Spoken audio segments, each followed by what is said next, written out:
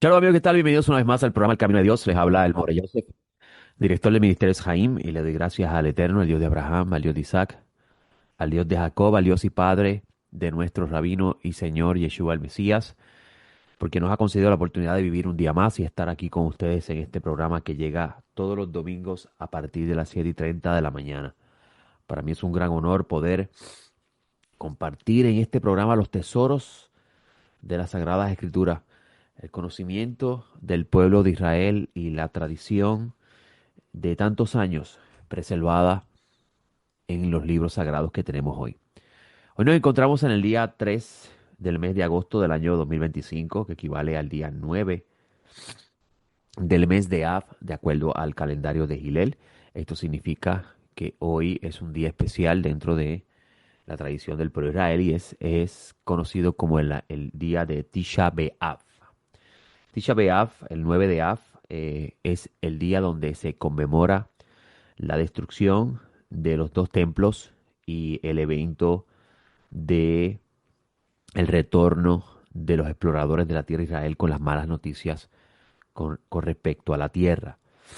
Eh, con respecto al primer templo, tenemos este relato en el libro de Reyes, Segunda de Reyes, capítulo 25, donde se habla como en el mes quinto, que es el mes de Av, a los 7 días del mes, el rey Nabucodonosor llegó con Nebuzaradán, capitán de la guardia del rey de Babilonia, a Jerusalén. Y al llegar, entonces quemó la casa del Eterno, o sea, el Santo Templo. Todas las casas que estaban alrededor de Jerusalén las prendió también en fuego y hizo un gran escante, podríamos decir en el lenguaje puertorriqueño. Destruyó toda la belleza de Jerusalén. Y sobre esto habló el profeta Jeremías en el libro conocido como Lamentaciones, que en hebreo es Ejía. Y hoy es un día de ayuno para el pueblo de Israel. Sobre este día habla el profeta Zacarías en el capítulo 8, versículo 19, perdón, donde habla del ayuno del quinto mes. Cuando usted lea esto en el rollo del profeta Zacarías, en este capítulo, se está hablando de este día. En nuestro centro de estudio, el Centro de Estudios Hebraicos, el Camino del Nazareno, que está ubicado en la carretera 511, kilómetro 1.8 del barrio Real Anón en Ponce, específicamente en el centro Plaza Real Anón. Allí nos reunimos todos los sábados a partir de las 9 de la mañana, y ayer no fue la excepción. Ayer tuvimos la sección de Barín, que es la lectura número 44 del ciclo anual de estudio de la Torá. La sección de Barín marca el inicio del estudio o la lectura del libro de Deuteronomio. Deuteronomio en español viene de el nombre del libro en griego, que significa segunda ley. Este libro es conocido como la Mishnah de Moisés, la explicación de la ley de Moisés, o también conocido como la ley de Moisés. En hebreo es conocido también como las palabras, el libro de las palabras. ¿Por qué? Porque Devarim es una palabra plural que significa palabras.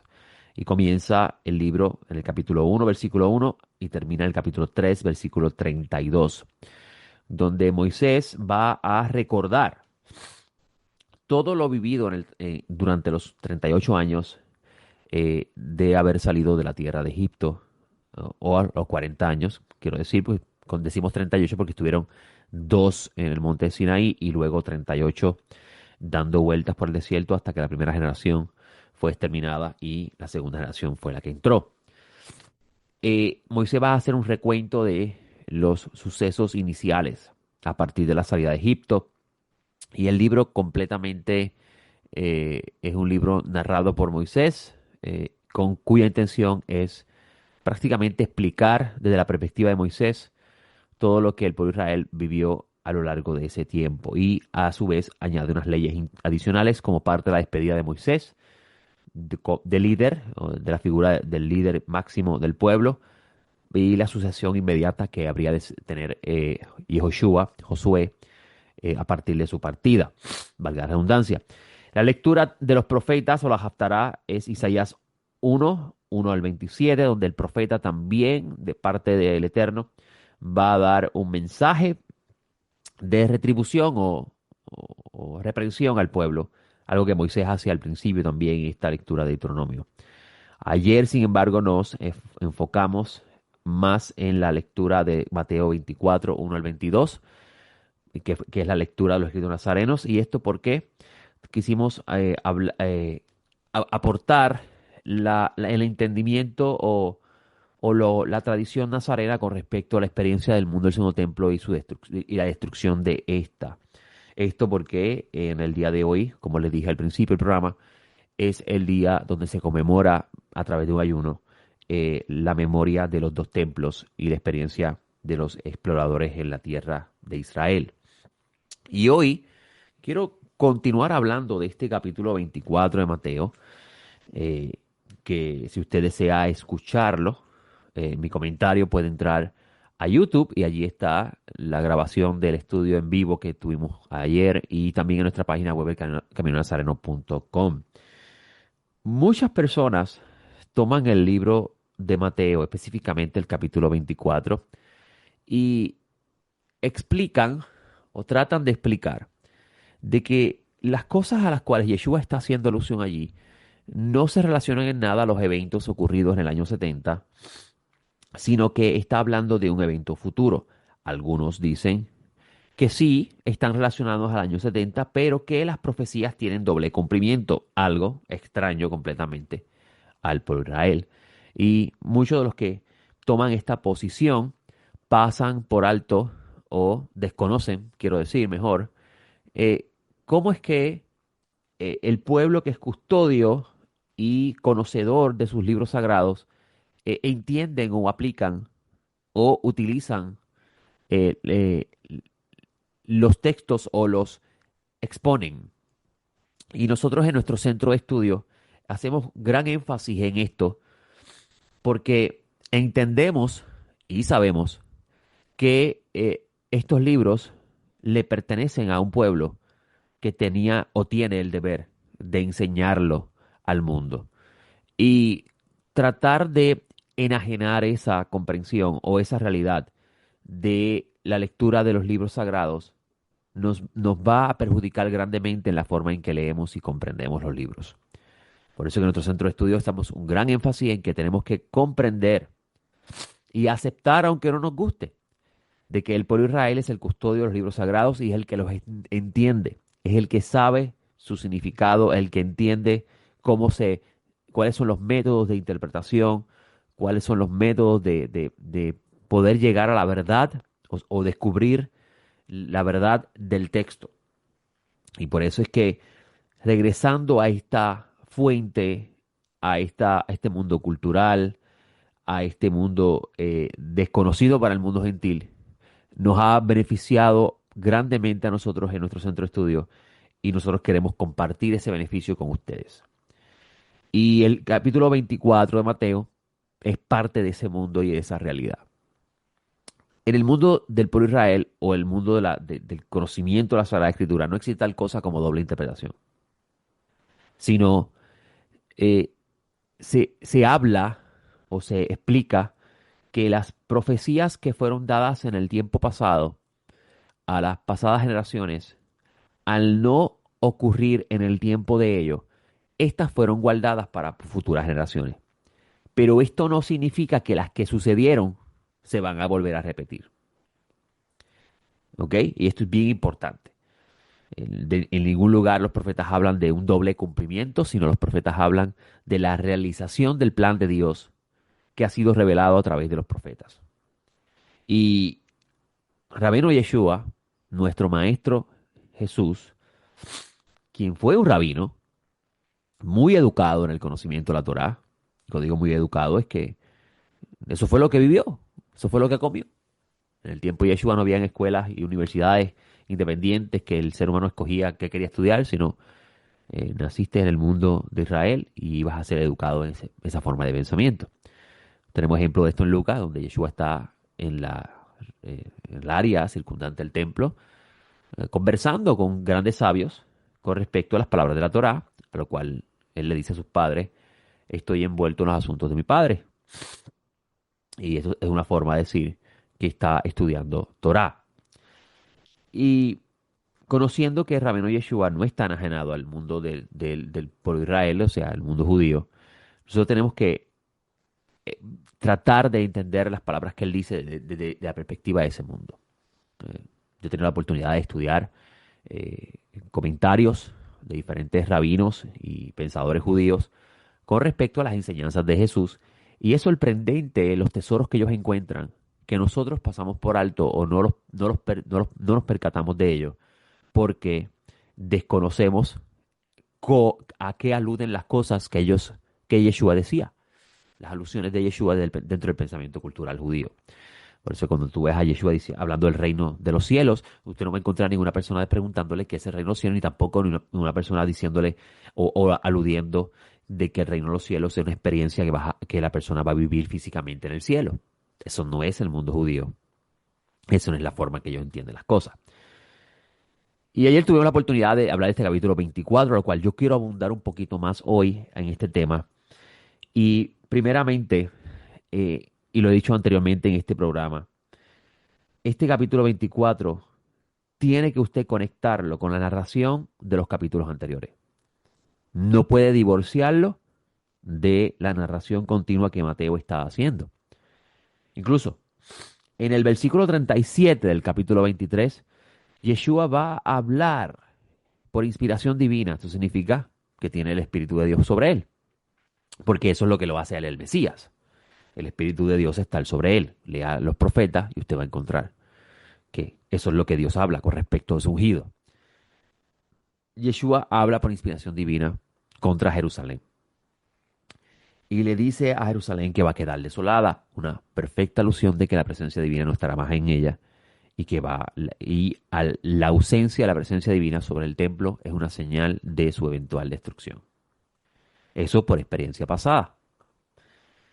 Y en el versículo 39, Yeshua dice, no me vas a ver más hasta que digas, bendito el que viene en el nombre del Señor.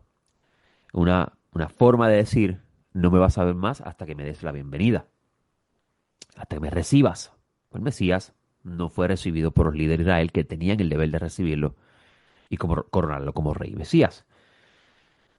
Estas dos expresiones de Yeshua o estas dos palabras de Yeshua son importantísimas, o sea, la desolación o destrucción del templo eventual y el retorno o la aparición del Mesías. A lo que el Mesías, saliendo del área del santuario, los discípulos le muestran las edificaciones y el Yeshua le dice a todos ellos, ¿ves todo esto? No va a quedar piedra sobre piedra. Claro, porque ya anteriormente dijo que la casa va a ser desolada, va a quedar vacía. Y los discípulos le hacen tres preguntas en una sola pregunta. Sí, así como lo escucha. Tres preguntas en una sola pregunta. Y las tres preguntas son, ¿cuándo será esto? Cuando le preguntan a ellos, cuando ellos le preguntan a él, ¿cuándo será esto? Se refiere, ¿cuándo se destruirá el templo? ¿Cuándo ocurrirá esta destrucción? Porque nos está diciendo que no va a quedar piedra sobre piedra. La segunda pregunta que le hacen es, ¿cuál es la señal de tu venida? ¿Por qué le hacen esa segunda pregunta? Porque él está diciendo, no me vas a ver más hasta que digas, bendito el que viene en el nombre del Eterno. Quiere decir que el Mesías está diciendo que se va a ir y va a regresar. En palabras sencillas. Así que ellos preguntan, ¿cuál va a ser la señal de tu retorno? Y la tercera pregunta es, ¿cuándo será la consumación de la era? La consumación de la era no es lo que usted piensa como el fin del mundo, la destrucción y explosión de este planeta y la vida en el cielo cantando coritos a Dios por siempre y para siempre. Eso no es la forma de pensamiento judío. Desde el principio, y así el maestro Nazaret lo afirma, al igual que los apóstoles del maestro Nazaret, Dios ideó esta creación para el humano y siempre será así para el humano. Por eso es que usted va a encontrar que el autor de la carta a los Hebreos dice que el mundo por venir Dios no lo creó para los ángeles. No fue ideado para los ángeles, sino fue ideado para el ser humano. Y el mundo por venir no es otra cosa que el Olam Jabá, que es lo que el libro de Revelaciones presenta como la nueva creación. Y no nueva creación en el sentido de que esto será explotado y habrá algo que empieza desde cero, sino es como dicen los sabios de Israel, Dios va a renovar su mundo. Y esto guarda perfecta conexión con el libro de Génesis, donde nos enseña que la tierra estaba desolada y vacía y que Dios, ¿qué hace? La renueva. La, la pone en condiciones para que la cabeza de la creación, que es el ser humano, pueda vivir en ella. Todo lo que Dios colocó en este mundo lo hizo para el ser humano. Es como cuando usted quiere vivir en una casa con una familia, usted la construye, la pone todas sus medidas en orden, salvaguarda cualquier daño que pueda ocurrir, como por ejemplo una rotura de un tubo, o un daño de un cable de electricidad, etcétera, etcétera. Pues tiene que tener planes alternativos para resolver esas posibles fracturas o daños. Y la amuebla, la pone en un estado ideal para que la familia que usted va a tener pues pueda vivir en ella. Así mismo ideó el creador su diseño y su creación. Por consiguiente, cuando el maestro Nazaret le preguntan sobre la consumación de la era, se está refiriendo al fin del dominio de los gentiles y el reino eterno de Dios a través de su Mesías en este mundo. Algo que hablan los profetas. Porque para eso es que esperaba el pueblo de Israel y sigue esperando, y esa es la razón de ser el Mesías. La razón de ser el Mesías no es evitar que usted vaya al infierno. La razón de ser del Mesías es que este mundo pueda volver a ser lo que una vez fue y sea eliminado el mal para siempre. El humano no levante más el arma contra su prójimo. Todos nos unamos a reconstruir este mundo y hacerlo un lugar para Dios. Esa es la misión del ser humano en este mundo, crear un lugar para Dios. Como dice la Torá en el capítulo 25, si no me equivoco, constrúyame en un santuario que yo moraré en él. Esa es la misión del ser humano en este mundo. Todos los seres humanos, y para eso Dios le dio al pueblo de Israel el liderato para hacer ese trabajo, todos los seres humanos debemos unidos trabajar para hacer que este mundo sea un lugar para Dios. Y para esto tenemos que estar dispuestos a dejar a un lado nuestro ego, nuestros deseos personales, nuestras avaricias y nuestras acciones que dañan la creación y unirnos con un solo propósito, a santificar el mundo. Por eso es que el libro de Revelaciones dice que cuando el Mesías aparezca, el Satán será amarrado y ya no existirá el mal. Eso es una forma de decir que el impulso maligno que está dentro del ser humano como consecuencia de su rebelión y sus acciones incorrectas ante Dios será sujetado de manera tal que el propósito de la creación pueda alcanzar su meta. Así es que el judío ve la Biblia. Así es que los judíos que conocen al maestro Nazaret hablan sobre estos textos. ¿Cómo se cambió todo esto? Porque nos hemos separado del pueblo que conoce el libro. Y ayer estuvimos hablando de este capítulo. Yo quiero llegar al versículo 23 del capítulo 24, donde el Mesías dice, si alguno dice, he aquí el Mesías o helo allá, no crean, porque será levantado falsos mesías, falsos profetas, meterán grandes señales y prodigios hasta el punto de engañar, si fuera posible, aún los escogidos. Si le dicen a ustedes, mira, está en el desierto, no salgáis. Mira, si está en la recámara, no lo creáis. Y Yeshua le está hablando eso a su generación. Le está diciendo eso a sus discípulos, los que están allí en el Monte de los Olivos. Y usted debe hacerse la siguiente pregunta. ¿Por qué el Mesías le dice eso a ellos? Porque Yeshua no está hablándole a usted ni a mí. Los discípulos le están preguntando a él tres preguntas. ¿Cuándo se va a destruir el templo? ¿Cuál será la señal de tu venida? Y la consumación de la era. Y Yeshua le está dando estas respuestas, no en orden cronológico, pero se las está dando a sus discípulos. ¿Quiénes son los discípulos? Los que están allí con él en el Monte de los Olivos. Por eso es que enseñamos en nuestro centro de estudio, y no soy el único, que los nazarenos, discípulos del maestro Nazaret, al igual que Pablo, que es un nazareno eventualmente, esperaban el retorno del Mesías en la época de ellos. Ellos pensaban que Jesús regresaría en el tiempo de ellos. Y eso no es ningún pecado. Si el maestro le dio alusiones de la posibilidad de que esto ocurriese, porque recuerde una cosa, el Mesías no sabía cuándo iba a suceder. Pero sí el Mesías sabía que estaba en las manos del pueblo de Israel traer al Mesías. ¿Y cómo el Mesías lo sabía? Por el versículo 39. No voy a regresar más hasta que digas, bendito el que viene en el nombre del Señor. Esa expresión, bendito el que viene en el nombre del Señor, que es en hebreo, Baruch haba Beshem Adonai, significa que el Mesías aparecerá cuando el pueblo lo reciba, cuando le dé la bienvenida. Pero para darle la bienvenida al Mesías, el pueblo tiene que cambiar. Por eso es que dice, ¿cuántas veces te quise juntar y no quisiste? ¿Ves los tesoros que está en estas palabras de Rabbeinu Kadosh que las personas desconocen porque se han divorciado del pueblo que conoce el pensamiento y se han creado algo nuevo? Así que cuando el Mesías dice, eh, si le dicen está en el desierto, él está aludiendo a algo que ya había pasado en el pasado, pero podría suceder. ¿Sabía usted que Flavio Josefo registra de cómo un individuo, un judío, reúne un grupo de personas antes de la aparición de Yeshua, mucho tiempo antes, y dice, él es el Mesías, se lo lleva todo el Jordán y dijo que iba a abrir el Jordán como una señal de que él era el Mesías, y llega el ejército romano y los mata a todos.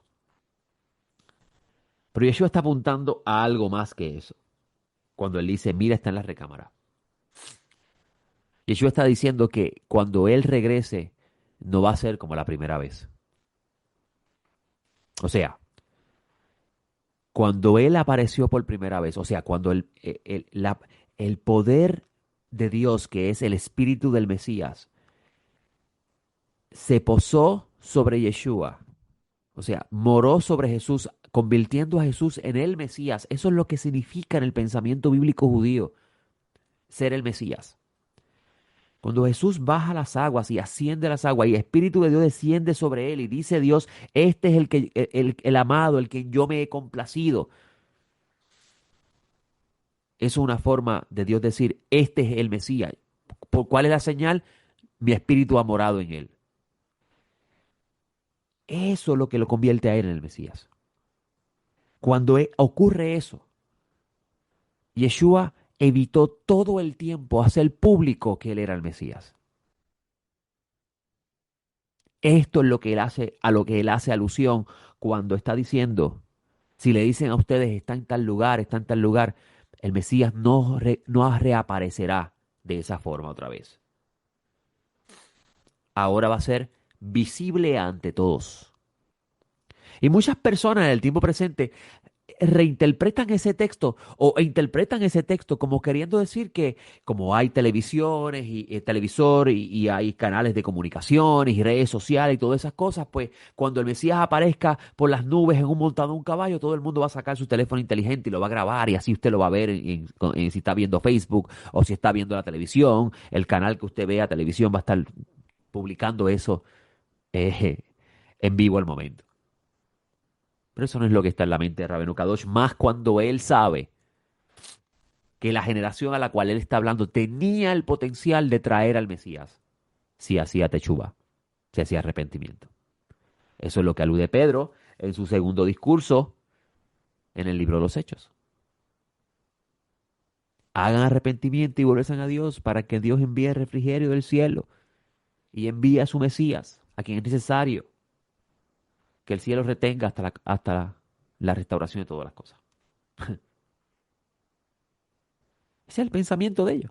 Así que Rabbeinu Kadosh pensaba y entendía que esa generación tenía el potencial de hacer retornar al Mesías y que la razón por la cual iba a ocurrir la tribulación es para llevar al pueblo a arrepentimiento. Nunca estaba en la mente del Mesías de que la tribulación para el pueblo de Israel es un castigo de Dios. ¿Por qué? Porque la relación de Dios con Israel es una relación de padre a hijo. Y un padre, cuando disciplina a su hijo, lo hace porque lo ama, porque desea que su hijo corrija lo que está haciendo y haga lo correcto. Y eso está en la mente de Rabbeinu Kadosh, cuando habla de la tribulación, lo cual Yeshua dice que cuando esté ocurriendo esa gran tribulación, eso no va a volver a suceder jamás. Por consiguiente, esos que dicen que habrá doble cumplimiento han pasado por alto las palabras de Rabbeinu. Si usted quiere saber cómo fue esa época del año 67, del año 70, lea a Flavio Josefo, quien registra estos sucesos, quien registra cómo soldados romanos cogían a niños y le metían contra los muros para matarlos, cómo quemaban con fuego a las personas, cómo despellejaban a personas. Una época muy, muy tenebrosa. De ninguna manera volverá a suceder porque Rabenu Cabo dijo que eso no volvería a suceder. Y uno se pregunta, ¿por qué y para qué? Y esa es la forma de Dios disciplinar a su pueblo. Una mente que no puede comprender la sabiduría detrás de todas estas ideas, pensaría de esa forma. Pero cuando entendemos cuál es la razón de ser de las cosas, cuando usted entiende el principio de la creación, lo que se conoce como Maaseh Bereshit, el misterio de la creación, cuando usted se enfoca a estudiar Maaseh Bereshit, el misterio de la creación, cuando usted se enfoca a estudiar Maaseh Merkabah, el misterio de la carroza, que es el capítulo 1 de Ezequiel, usted va a entender la razón de ser de esta creación. Ahora, para aprovechar los minutos finales que me queda de programa, en el versículo 27 el Mesías dice que Él va a reaparecer como hace un relámpago. Que cuando un relámpago se manifiesta, todo el mundo se da cuenta de que está presente. En otras palabras, Yeshua está diciendo, mi segunda aparición no será como la primera, a escondidas, callado. Todo el mundo va a saber que el Mesías está presente. ¿Qué significa eso? Yo estuve hablando sobre eso ayer y es impactante cómo se ha entendido otra cosa, como los asuntos de los televisores, los teléfonos inteligentes, que se divorcia completamente la idea de lo que significa el Mesías va a aparecer y todo el mundo se va a dar cuenta. Yo le explicaba de esta forma, cuando el Mesías haga su aparición, no importa en qué lugar del mundo se encuentre la persona que espera al Mesías, va a sentir en su corazón que el Mesías está presente, el Mesías ha llegado. Y con ello una transformación del ser humano inmediata, porque a eso hace alusión Isaías 11. En el versículo 29, Yeshua dice algo mucho más interesante que lamentablemente se ha entendido incorrectamente, porque se desconoce las ideas que se encuentran en los profetas. Cuando el rabino Yeshua dice, inmediatamente después de la tribulación de aquellos días, el sol se oscurecerá, la luna no dará su resplandor, las estrellas caerán del cielo, las potencias de los cielos serán conmovidas. Eso no significa que el sol va a dejar de alumbrar. Algunos dicen que es un eclipse. No es posible que haya un eclipse y a la misma vez la luna no resplanda, no deje su resplandor, porque usted sabe que el movimiento de los astros eh, es una perfecta simetría que no se va a alterar así como uno pensaría. Yeshua está hablando de ideas que se encuentran en los profetas, amigos. Y él dice que después de la tribulación va a aparecer él. Entonces uno viene a la pregunta, ¿cuál es el propósito de la tribulación? Y lo enseñamos en otros momentos. La tribulación lo que busca es conducir al arrepentimiento. A lo que cuando el Mesías dice que el sol se oscurecerá, la luna dará su resplandor, Yeshua está haciendo una alusión a Isaías 24, donde el profeta dice en este texto que Dios juzgará los dioses de las naciones. Es interesante porque Roma, cuando invadió a Jerusalén para destruirla, lo hacía en el nombre del Dios que ellos adoraban. El Mesías aparecerá y anulará el poder de todos los dioses de las naciones. A eso alude el Eterno cuando dice, en aquel día el Eterno castigará en lo alto al ejército de las alturas y a los reyes de la tierra. La luna se avergonzará, el sol se confundirá, cuando Adonai Sebaot reina en el monte Sión y Jerusalén, y la gloria esté delante de sus ancianos. A eso alude el Mesías cuando habla sobre esto en el versículo 29. Así que de ninguna forma Yeshua está diciendo que va a haber un eclipse o el sol va a dejar de alumbrar, porque si el sol se apaga, amigo, la vida no fuera posible. Se me ha acabado el tiempo, le doy gracias al Eterno por este tiempo con ustedes. Para mí es un gran honor poder enseñar la sabiduría de Dios a ustedes, esta audiencia que lleva tanto tiempo escuchándome. Gracias a la familia de PAB y de mi parte es una excelente semana. Hasta la próxima. Shalom.